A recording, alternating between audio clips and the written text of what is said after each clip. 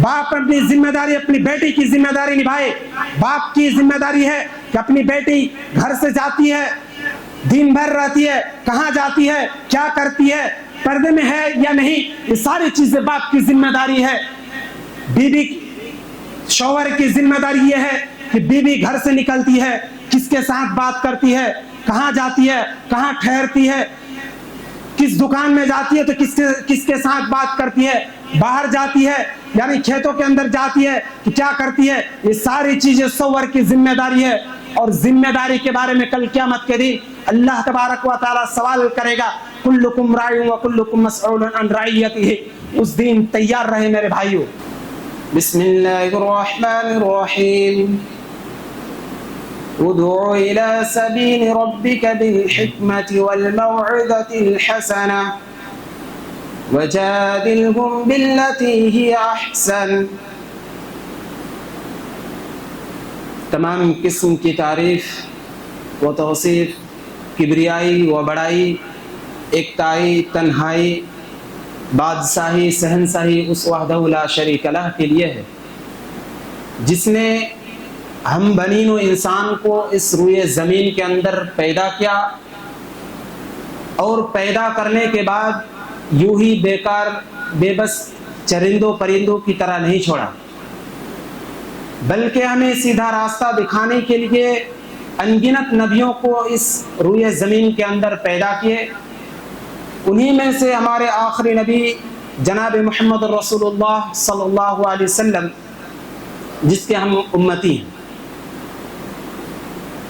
یہ الفاظ میں تو تعریف کرنا ممکن نہیں ہے. اگر ہم اس دنیا کے اندر جتنے بھی درخت ہیں, جتنا بھی پیڑ ہیں, سارے درختوں کو اگر ہم قلم بنایا جائے, اگر ہم قلم بنا دے, سارے درختوں کو پین بنا دے, اور اس دنیا کے اندر جتنے بھی سمندر ہے, اس سمندر کو اگر نیب بنایا جائے, سیاہی بنایا جائے, اور اس زمین کو کاپی بنایا جائے, اس کے بعد ہم اللہ کی تعریف اگر لکھنا شروع کر دیں تو لکھ کر یہ زمین پوری بھر جائے گی, سیاہی ختم ہو جائے گی, لیکن ہم اور آپ اللہ کی تعریف لکھ کر ختم نہیں کر سکتے. اسی لیے اللہ کی تعریف کرتے ہوئے ایک چھوٹی سی الفاظ میں ہم تعریف کرتے ہیں, پڑھیے الحمدللہ. اس کے بعد ہمارے آخری لیڈر جناب محمد رسول اللہ صلی اللہ علیہ وسلم, جس کی وجہ سے آج ہم تک اسلام پہنچی ہے, نہ جانے کتنی مشکلات کو برداشت کیے ہیں, نہ جانے کتنی اپنے جسم سے خون کو بہائے ہیں, تب جا کے ہم تک اسلام پہنچی ہے. اسی لیے اس نبی پر بھی درود و سلام بھیجے, اللہم صلی علیہ اللہم بارک علیہ. آج میں آپ حضرات کے سامنے جس موضوع کو لے کر کھڑا ہوا ہوں, اس کا نام ہے عصر حاضر میں علماء کی ذمہ داری. محترم حضرات, موجودہ دور مادہ پرستی اور ٹیکنالوجی ترقیات کا دور ہے. عیاشی فحاشی لوگوں کے قلوب و اذہان میں بس گئی ہے. تخلیقی مقصد سے ناشنا ہے. اللہ کا خوف اور فکر آخرت نام کی کوئی چیز نہیں. موت کی شدت, عذاب قبر, جنت و جہنم کا تصور افسانہ بن چکا ہے. مال و دولت کے حصول میں حلال و حرام, جائز اور ناجائز کا کوئی تصور ہی نہیں ہے. حقوق انسانی کے باہم ادائیگی کا کوئی لحاظ و خیال نہیں ہے. عریانیت اور بے حیائی حیا و پردہ کی زنجیریں توڑ چکی ہے. انسانیت کی بقا صرف شکل و صورت ہی میں رہ گئی ہے, سیرت و کردار سے نہیں. ایسے پرآشوب اور نازک سے نازک تر حالات میں خیر امت کے علماء حضرات پر اہم ترین ذمہ داریاں عائد ہوتی ہیں, کیونکہ امت مسلمہ کے علماء کرام انبیاء علیہ السلام کی تعلیمات کے وارث ہیں.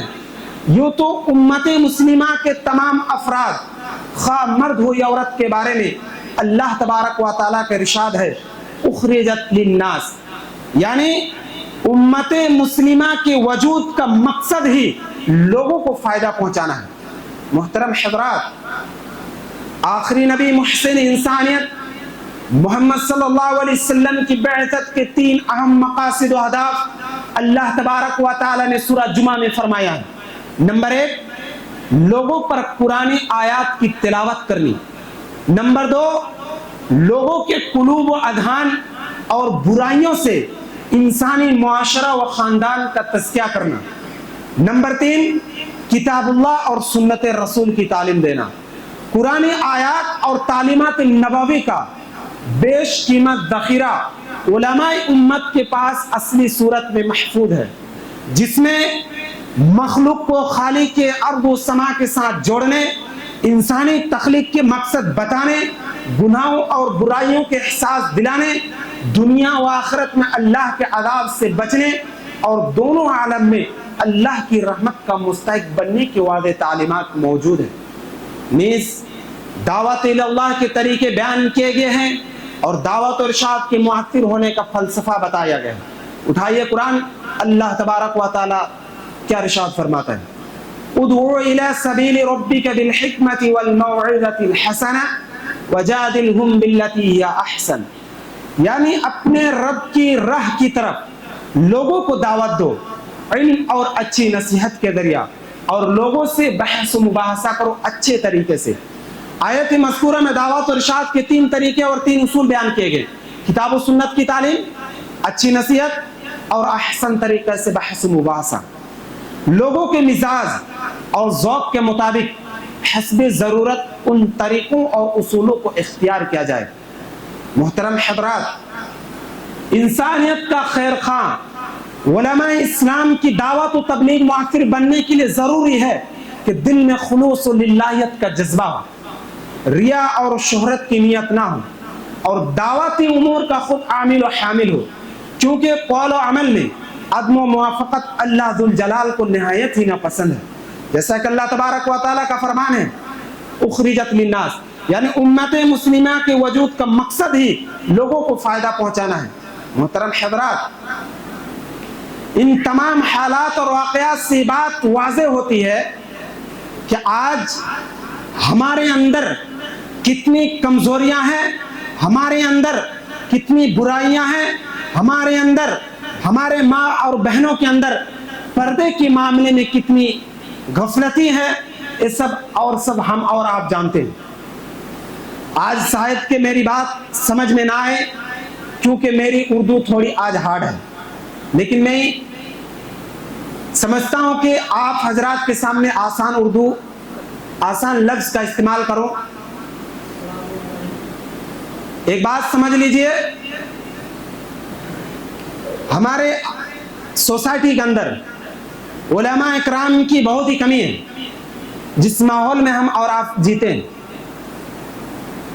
میں جب یہاں پہ آنے کے بعد میں ماحول کا جائزہ لیا، یعنی میں مدرسے سے باہر جب گیا، یعنی بازار کی طرف یا محلے میں جب ادھر ادھر گھوما، تو ایک بات سمجھ میں آتی ہے کہ ہمارے اندر جو خامیاں ہیں وہ علم کی کمی ہے. دوسری بات یہ ہے کہ پردے کے معاملے میں بہت ہی غفلتی ہے. جب میں بازار جاتا ہوں تو افسوس ہوتا ہے، دل خون کا آنسور ہوتا ہے کہ آج ہمارے ماں اور بہنیں بے غیرتی اور بے پردے میں گھوم رہی ہیں. افسوس کی بات ہے کہ آج ہم اور آپ ماشاءاللہ اہل حدیث بول رہے ہیں، دوسری ہم مسلمان ہیں، اس کے باوجود بھی ہمارے ماں اور بہنوں کے اندر پردے کی کمی ہے. دور حاضر میں مہنگے خطیبوں کو پروگرام کی کامیابی کے لیے دعوت دی جاتی ہے. گاؤں محلہ میں خیش و اقارب، دوست و احباب، مرد و عورت، مہمانان کی بھیڑ جمتی ہے. پنڈال کے قرب و جوار میں چائے، ناشتہ، پان، سگریٹ، खिलौने वगैरह की दुकानें लगती है, मर्द व औरत लड़के लड़कियों की भीड़ मखलूक तौर पर दुकानों और रास्तों में होती है, और हजारों की लागत से बना हुआ पिंडाल और मिनी पर्दा की जगह खाली पड़ी रहती है। दावत व तबलीग के प्रोग्राम के इनेकाद करने वाले और मर्द व औरत तशरीफ फरमा मेहमानान की मेजबानी में मशगूल रहते हैं। इस तरह से दावत व तबलीग, इस्लाह और इरशाद के प्रोग्राम के इनेकाद का मकसद मेहमानी, मेजबानी, कारोबारी और नुमाइशी बन गया है। समाज व मुआशरा के खुद प्रोग्राम के इनेकाद करने वालों और उनके खानदानों फैमिली में दावत व इस्लाह का कोई असर नहीं पड़ता है। लाख लाख रुपए के अखराजात निज मेहनत व मशक्कत दावत इस्लाह की मुनासबत से बेकार और बेफायदा होता है। इसलिए जरूरी है इस बात की कि उलमा व खुतबा अपने आप को जलवत व खलवत में हत्तल मकदूर दीनी अहकाम की पाबंद करें, दिल में खुलूस व लिल्लाहियत का जज्बा हो, रिया और शोहरत की नियत ना हो, और दावती उमूर का खुद आमिल व शामिल हो। अफसोस होता है मेरे भाइयों, जब मोहल्ले के अंदर घूमने या बाजार या मार्केटिंग करने जब जाते हैं तो अफसोस होता है। एक वाकया उठाइए, एक औरत नबी करीम सल्लल्लाहु अलैहि वसल्लम के पास आती है और अर्ज करती है कि अल्लाह के रसूल, मैं नमाज पढ़ने के लिए मस्जिद जाती हूँ और उस रास्ते में आजू बाजू में मर्द बैठे हुए रहते हैं, और जिस रास्ते में मैं जाता हूँ उस रास्ते में गंदगियां रहती है, यानी पेशाब व पाखना रहती है। अगर मैं साइड से जाती हूँ तो मर्द की निगाहें मेरी तरफ पड़ती है, या शायद कि मेरी निगाह उन पर पड़ जाती है। अगर मैं रास्ते से जाता हूँ, यानी रास्ते से जाती हूँ, तो मेरे बुरके के अंदर, या जो उस वक्त बुरका नहीं था, यानी वो औरत पूरे शरीर में चादर लपेट के रखी थी, और चादर इतना लपटा हुआ था कि पैर से नीचे, यानी एक हाथ पैर से लटक रहा था। तो वो समझती थी कि अगर मैं रास्ते से जाती हूँ तो मेरे चादर में वो गंदगियां लग सकती है, और उसी चादर में जब मैं मस्जिद नमाज पढ़ने के लिए जाती हूँ उसी चादर को मैं ओढ़ के नमाज पढ़ती हूँ। जब रास्ते में जाती है, एक ही चादर है, जब रास्ते में वो औरत जाती है तो वो औरत पूरे जिस्म को सर से लेकर पैर तक ढका हुआ रहता है, और जब मस्जिद नमाज पढ़ती है उस चादर को अपने सर के अंदर लपेट लेती है, यानी पैर से थोड़ा ऊपर। मस्जिद में सिस्टम था नमाज पढ़ने की, यानी पर्दे की सिस्टम था मस्जिद में नमाज पढ़ने की, इसीलिए वो मस्जिद में नमाज पढ़ने के लिए जाया करती थी। आज हमारे इस सोसाइटी में, हमारे माहौल में, शायद इस इलाके में नहीं है मस्जिद में औरतों की नमाज पढ़ने की, लेकिन हमारे इलाके में मस्जिद में नमाज पढ़ने के लिए औरतों के लिए अलग जगह बनाई गई है। शायद के धीरे धीरे हो सकता है, लेकिन जब वो नबी करीम सल्लल्लाहु अलैहि वसल्लम को वो औरत सवाल की, पूछने लगी कि अगर मैं उस रास्ते से जाती हूँ तो अगर थोड़ा सा चादर मैं ऊपर उठा लूँ तो इसकी इजाजत मुझे चाहिए। नबी करीम सल्लल्लाहु अलैहि वसल्लम ने क्या फरमाया, गौर करने की मकाम है मेरे भाइयों। नबी करीम सल्लल्लाहु अलैहि वसल्लम ने फरमाया कि अगर तुम्हारे चादर में पेशाब व पाखाना लगती है तो लगने दो, लेकिन तुम्हारे लिए ये हक नहीं है कि तुम अपने पैर से वो चादर उठा लो, यानी तुम्हारे पैर दिखे और रास्ते में जो साइड में मर्दे बैठे हुए रहते थे उनकी निगाह तुम्हारे पैर के अंदर ना पड़ जाए। इतनी पर्दे के मामले में सख्त अल्फाज नबी करीम सल्लल्लाहु अलैहि वसल्लम ने अल्फाज निकाली कि अगर जबकि पेशाब व पाखाना अगर हमारे जिस्म के अंदर या कपड़े के अंदर लग जाता तो नापाक हो जाता है, लेकिन नबी करीम सल्लल्लाहु अलैहि वसल्लम ने उस औरत को इजाजत में दी कि तुम बुर्का थोड़ा सा उठा लो। नबी करीम सल्लल्लाहु अलैहि वसल्लम ने जब वो औरत पूछी कि अगर मैं जाती हूँ तो मेरे चादर के अंदर वो गंदगी यानी पेशाब व पाखाना लग जाती है और साइड से जाती हूँ तो औरतों की निगाह मेरे ऊपर या साइड के मेरी निगाह उनके ऊपर पड़ सकती है। तो नबी करीम सल्लल्लाहु अलैहि वसल्लम ने इजाजत उन्हें नहीं दी। क्यों नहीं दी? अब अपने अंदर सवाल करेंगे कि पेशाब व पाखाना जब जिस्म के अंदर या कपड़े के अंदर लगती है तो नापाक हो जाता है। सवाल शायद के जहन में आ रही है। नबी करीम सल्लल्लाहु अलैहि वसल्लम ने आगे क्या इरशाद फरमाई है, देखिए। नबी करीम सल्लल्लाहु अलैहि वसल्लम ने फरमाया तुम्हारी चादर एक बालिश लटका हुआ है और तुम्हारी जब उस रास्ते से जब तुम गुजरती हो यानी बीच रास्ते से जब तुम जाती हो तो पेशाब व पाखाना तुम्हारी चादर के अंदर लगती है, तो लगने दो, क्योंकि तुम इसके बाद जो मरहला आगे जो गुजरती हो तो जो मिट्टी और धूल से तुम्हारे जिस्म जो कपड़े के अंदर गंदगी लगी है वो साफ हो जाता है। यानी मिट्टी तुम्हारे चादर को पाक कर देती है, लेकिन फिर भी नबी करीम सल्लल्लाहु अलैहि वसल्लम ने चादर उठाने की इजाजत नहीं दी, न साइड से जाने की इजाजत दी, बीच रास्ते से जाने की इजाजत दी, लेकिन चादर पैर से ऊपर उठाने की इजाजत नहीं दी। आज हमारे मोहल्ले में देख रहे हैं, हमारे इस गांव में, मोहल्ले में, सोसाइटी में जो बेगैरती छुपी हुई है, वो शर्म की बात है मेरे भाइयों। आज मर्दों को और आलिमों को जागना चाहिए, नौजवानों को इस कदर जागना चाहिए कि जो हमारे अंदर बुराइयां फैली हुई है, पर्दे के मामले में जो कोताही है उसको पूरा करें। क्योंकि औरतें एक तो दुपट्टा नहीं है, दुपट्टा समझ रहे होंगे जिसको हम अपनी भाषा में ओढ़नी बोलते हैं। सोसाइटी की बात कर रहा हूं, बाहर की नहीं, सोसाइटी की बात कर रहा हूं, बाहर की नहीं। क्योंकि मैं जब गांव घूमने के लिए जाता हूं या मार्केटिंग में जाता हूं तो देखता हूं एक भी औरत, अगर शायद के 100 में 2 निकल जाए, लेकिन 98% औरतों के सर में दुपट्टा नहीं रहती। सर तो छोड़िए, अपने जिस्म में दुपट्टा नहीं रहता है जहां रखने की जगह है। और अकेले घूमने आना जाना बाहर, यानी खेतों के अंदर जाना आना, हो सकता है कि आपकी वो मजबूरी है, मतलब खेतों में जाना। मैं ये नहीं कहता हूं या ये फतवा नहीं दे रहा हूं कि आप घर से मत निकलिए, निकलिए लेकिन पर्दे के साथ। और एक वाकया उठाइए, नबी करीम सल्लल्लाहु अलैहि वसल्लम के पास और एक दूसरी औरत आती है, एक दूसरी औरत आती है और कहती हैं, या अल्लाह के रसूल मुझे हज करने की इजाजत दे दीजिए, हज करने की। तो नबी करीम सल्लल्लाहु अलैहि वसल्लम ने फरमाया, क्या तुम्हारे पास महरम है, यानी तुम्हारे शौहर हैं? औरत ने फरमाया नहीं। क्या तुम्हारे बेटे हैं? वो भी फरमाए कि नहीं। क्या तुम्हारे भाई हैं? औरत ने फरमाई कि नहीं। यानी उसके पास मर्द मौजूद कोई नहीं था, तो अल्लाह तबारक व तआला ने उसे हज करने का यानी इजाजत उन्हें नहीं दी, हज करने की इजाजत नहीं दी रसूलुल्लाह सल्लल्लाहु अलैहि वसल्लम ने। जबकि हज करने का मकाम जो है वो आप जानते ही होंगे, लेकिन ये एक औरत को जो हज करने की इरादा करती है, उनके पास माल मौजूद है, लेकिन फिर भी नबी करीम सल्लल्लाहु अलैहि वसल्लम ने हज करने का इरादा रद्द कर दिया, क्योंकि उसके पास महरम नहीं है, यानी उसके पास मर्द नहीं है, लड़के नहीं है जो उनके साथ जाए हज करने के लिए। क्यों अकेले क्यों नहीं जाने दी? क्योंकि पर्दे के मामले में इस वजह से नबी करीम सल्लल्लाहु अलैहि वसल्लम ने नहीं जाने दी।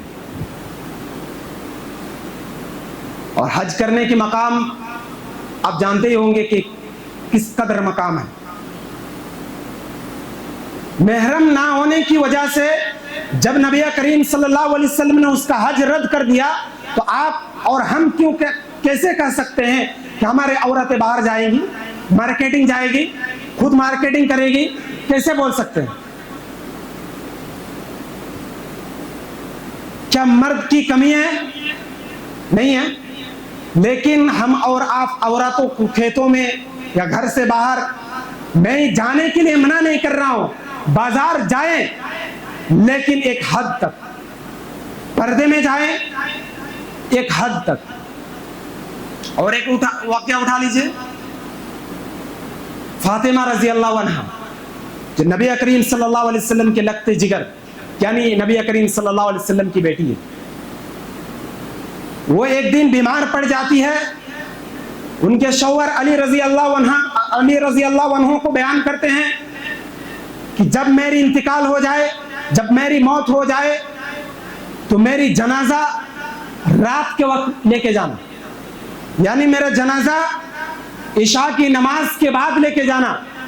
अली रजी अल्लाह अन्हु कहते हैं, ऐसा क्यों? अगर तुम सुबह इंतकाल करती हो, रात 12 बजे इंतकाल करती हो, तो रात फिर पूरा दिन इतना देर तक रखना। तो हजरत फातिमा रजी अल्लाह अन्हा क्या कहती हैं कि मैं इशा के बाद یعنی عشاء کی نماز کے بعد میں اس لیے بولتی ہوں کہ میری جنازہ لے کے جانا، کیونکہ میں یہ نہیں چاہتی ہوں کہ میں مرنے کے بعد میرے جسم تو نہیں دیکھ پائیں گے، لیکن میرے جو کفن ہوتی ہے وہ بھی غیر مرد کی نہ دیکھ پائے. یعنی رات کو عشاء کے بعد میری جنازہ لے کے جانا اس وجہ سے کہ میری جسم میں جو اوڑھے ہوئے ہیں یعنی کفن جسے بولتے ہیں اب، وہ بھی غیر مرد نہ دیکھ پائے. اتنی سخت پردے کے معاملے میں نبی کریم صلی اللہ علیہ وسلم نے جو بیان فرمائی ہے، اور وہ ہے حضرت فاطمہ رضی اللہ عنہا جو نبی کریم صلی اللہ علیہ وسلم کی لقب ذکر ہے. پھر ہم اور آپ کس کھیت کی مولی ہیں؟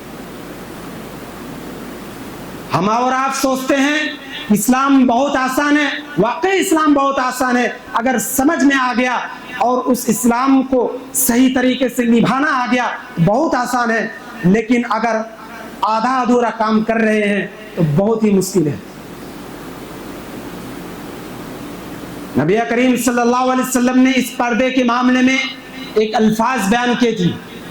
اس واقعہ کے بعد نبی کریم صلی اللہ علیہ وسلم نے ایک الفاظ بیان کی تھی، اور وہ ہے دیوس. عربی میں شاید کہ آپ اور ہم نہیں جانتے دیوس کا معنی کیا ہے، لیکن اگر بنگلہ میں یا اردو میں اگر بول دوں تو شاید کہ افسوس ہوگی یا خود کو شرمندگی محسوس ہوگی کہ اتنی کڑی الفاظ یا اتنی مطلب گالی والی الفاظ کیوں نکال دیے. خود نبی کریم صلی اللہ علیہ وسلم نے الفاظ نکالی تھی اپنی زبان سے. کیا زبان سے نکالی تھی؟ نبی کریم صلی اللہ علیہ وسلم نے الفاظ نکالی دیوس، اور اردو میں اس کا معنی دیوس کا معنی ہوتا ہے جسے ہم اور آپ بنگلہ میں بھی یوز کرتے ہیں بھڑوا نام. بھڑوا کے نام پہ سے جانتے ہیں بھڑوا جانتے ہوں گے. اتنے سخت الفاظ نبی کریم صلی اللہ علیہ وسلم کی زبان سے نکلی تھی. کیوں جانتے ہیں؟ کہ جس کی بیٹی بغیرت ہے، یعنی پردے کے معاملے میں اہتمام نہیں کرتی ہے، بغیر پردے میں مارکیٹنگ کرتی ہے، بغیر پردے میں گاؤں سے نکلتی ہے یعنی گھر سے نکلتی ہے، تو اگر ان کی بیٹی بغیر پردے میں نکلتی ہے تو اس کا باپ دیوس ہے. اگر اس کی بیوی نکلتی ہے بغیر پردے میں گھر سے تو ان کا شوہر دیوس ہے. اگر ان کی کسی کی بہن نکلتی ہے تو اس کا بھائی دیوس ہے. اگر ہم اور آپ گھر کے مرد یعنی باپ، بھائی اور شوہر اگر ہم سدھر جائے تو ہمارے گھر کی عورتیں سدھر جائیں گی.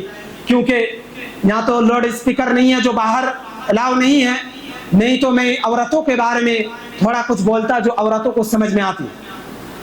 افسوس ہوتا ہے جب میں اپنے کمرے سے نکلتا ہوں، میرا کمرہ، اپنے کمرے سے جب نکلتا ہوں اور باہر جب نظریں جاتی ہے تو افسوس ہوتی ہے. پردے کے معاملے میں اتنی غیرت ہے. شاید کہ آپ کو برا لگ رہا ہوگا، لیکن یہی حقیقت ہے، اور اسلام میں یہی ہے کہ پردے کے معاملے میں ہم اور آپ کو، اور سب سے بڑی بات یہ ہے کہ نبی کریم صلی اللہ علیہ وسلم نے جو دیوس لفظ نکالی تھی وہ ہمیں اور آپ کو یعنی بھائی، شوہر اور باپ کی وجہ سے نکالی تھی. دیوس کا معنی جو مفسرین اکرام اردو میں کیے ہیں اس کا معنی اگر بتا دوں تو شاید کہ دل ہی میں روئے. جانتے ہیں اس کا الفاظ جو نبی کریم صلی اللہ علیہ وسلم نے معنی نکالے تھی کہ دیوس اسے کہتے ہیں جو شوہر اپنی بیوی کو اڈے سمجھ رہے ہوں گے کہ اڈے میں بیٹھا دے اور ان کے جسم کو لوٹنے کے لیے ساری دنیا کے آدمی آئے، اور اس کمائی سے وہ شوہر یعنی بیوی کی کمائی سے شوہر کھانا پینا یعنی خرچ کرے. یہی ہے الفاظ اردو میں. افسوس ہو رہی ہوگی. دیوس اسے کہتے ہیں جو اپنی بیٹی یا بیوی یا اپنی ماں کو اپنی اڈے میں بیٹھا کے اور جسم کو لوٹنا سمجھ رہے ہوں گے زنا کرنا، جسے عام بھاشا میں بولتے ہیں کہ اڈے میں بیٹھا کر پوری دنیا کے غیر مرد ان سے صحبت کرے، زنا کرے، اور اس کی کمائی سے باپ بھائی اور شوہر اس کمائی سے اپنے گھر چلائے، اسے بولتے ہیں دیوس۔ اب سمجھ میں آ رہی ہے کہ دیوس کسے کہتے ہیں۔ پردے کے معاملے میں کتنی سخت الفاظ نکالی ہے، تینوں واقعہ اٹھائے۔ ایسی بہت سی واقعہ ہیں جو ہم اور آپ نہیں جانتے ہیں، لیکن اگر وہ سب واقعہ اگر بولا جائے جو نبی کریم صلی اللہ علیہ وسلم کی زبان سے نکلی تھی، جو نبی کریم صلی اللہ علیہ وسلم کے زبان سے جو الفاظ اور کڑی الفاظ نکلی تھی، تو ہمیں اور آپ کو افسوس ہوگا اور شاید کہ ایسا لگے گا کہ آج سے ہی ہمیں اپنی گھر کی عورتوں کو، ہمیں اپنی ماں اور بہنوں کو جو گھر سے جب نکلے گی تو پردے سے نکلنے گی، کیونکہ نبی کریم صلی اللہ علیہ وسلم گندگی اپنے جسم سے، یعنی اپنے جو چادر تھی گندی لگنا گوارا کیا، لیکن اس کا پیر جو غیر مرد دیکھے وہ گوارا نہیں کیا۔ لیکن ہمارے محلے میں، ہمارے سوسائٹی میں جو پردے کی معاملے میں بغیرتی ہے، وہ ہم اور آپ جانتے ہی ہوں گے کہ ایک عورت اپنی بہن، اپنی ماں، اپنی بیوی جو کھیتوں کے اندر جاتی ہے، گھر سے جو جاتی ہے بغیر دوپٹے کے، یہ آپ کیسے گوارا کر سکتے ہیں کہ غیر مرد اس کی جسم کو دیکھے؟ کیسے گوارا کر لیتے ہیں؟ افسوس ہے میرے بھائی۔ مجھے یہاں ساری چیزیں، اس علاقے میں ساری چیزیں پسند ہے، لیکن ایک چیز کے معاملے میں بہت افسوس ہوتی ہے اور دل خون کا آنسور ہوتا ہے جب میں اپنے روم سے باہر، یعنی مارکیٹنگ میں، محلے میں جاتا ہوں تو خود کو شرم آتی ہے، نظریں اٹھا نہیں پاتا ہوں۔ شرم آنی چاہیے۔ کیوں ایسا کہ اپنی بہن جب مارکیٹنگ جائے تو بغیر پردے میں؟ افسوس ہے میرے بھائی۔ وقت بہت ہی کم ہے، نہیں تو شاید کہ میں جتنی ساری واقعات تھی، ساری واقعات میں آپ کے سامنے بیان کر دیتا تاکہ آپ اور ہمیں شرمندگی محسوس ہو اور ہمیں دل ہی دل میں گھٹن پیدا ہو کہ ہمارے ماں اور بہنیں کتنی بے غیرت ہیں۔ ماں اور بہنیں کی یہ غلطی نہیں ہے، ساری غلطی یہ ہمارے مردوں کی ہے، یعنی بھائی کی غلطی ہے۔ بہن اگر بے پردہ ہے تو بھائی کی غلطی ہے، بیوی اگر بے پردے تو شوہر کی غلطی ہے۔ اور ان ساری چیزوں کے بارے میں اللہ تبارک و تعالی کل قیامت کے دن سوال کرے گا۔ اس دن تیار رہے میرے بھائیوں، جیسے کہ یہ ایک حدیث ہے، کلکم راع وکلکم مسئول عن رعیتہ۔